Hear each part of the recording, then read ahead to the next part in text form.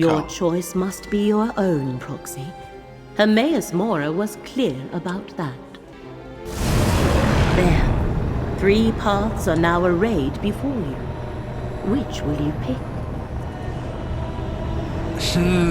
So by orders of Hermaeus Mora, I am supposed to make my own choices.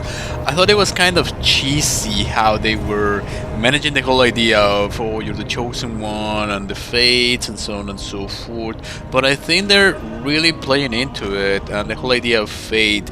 And supposedly, there's something very important about the choices that you make as a player, or whatever, the chosen one, or whatever.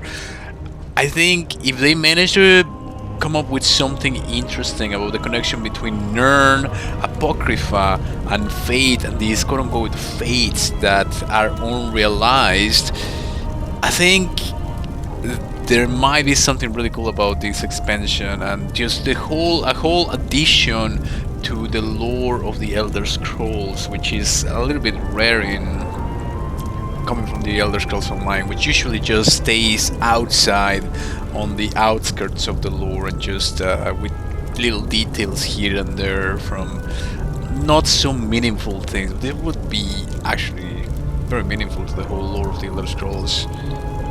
Interesting. A Lord of Secrets? I hope not. I mean, I suppose Hermaeus Mora isn't bad as far as Daedric Princes go. He's not part of the House of Troubles, after all. But trafficking with any Daedra is dangerous business. Everyone knows that. Aha! I find this quite interesting because even Hermaeus Mora himself said, your scholars portray me as a Daedric prince, as the Daedra, but you don't even understand the nature of what I am, being Hermaeus Mora. I think Hermaeus Mora plays a larger role in the whole cosmic game of Tamriel, of the reality of the Elder Scrolls, and I think they're making it a little bit obvious here, saying Hermaeus Mora is not as bad as far. The whole idea of Daedric Princes is that they are like the evil ones, but there are a lot of Daedric Princes which aren't so evil. They just have like their own thing, their own agenda, their own, like you can think of Asura, you can think of Meridia, you can think of some of the other Daedric beings, and not all of them are so bad as Moloch Ball and some of the others. So perhaps just putting them all together, there's this conversation of whether some of the Daedra are truly evil or not.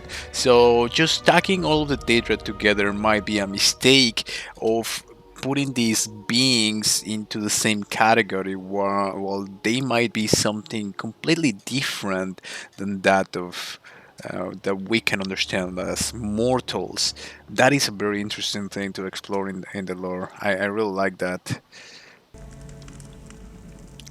This is one of the things that is actually really cool about the Elder Scrolls Online. So right now we're going to the catacombs of Necrom, and as this guy, the curator, is saying, this goes all the way back to the Chimera, who were here before the dwarves and created these catacombs. I wonder what sorts of secrets are all around here. And you know, I remember playing Arena and there was this random city called Necrom, and it was just a randomly generated city like the rest of them. But how they are building upon the whole thing, and the Chimera creating these catacombs, I can only imagine what sort of secrets lie in this place, in these crypts underneath the city of Necrom. It's actually really cool. Really cool architecture of Morrowind. I'm really digging this right now.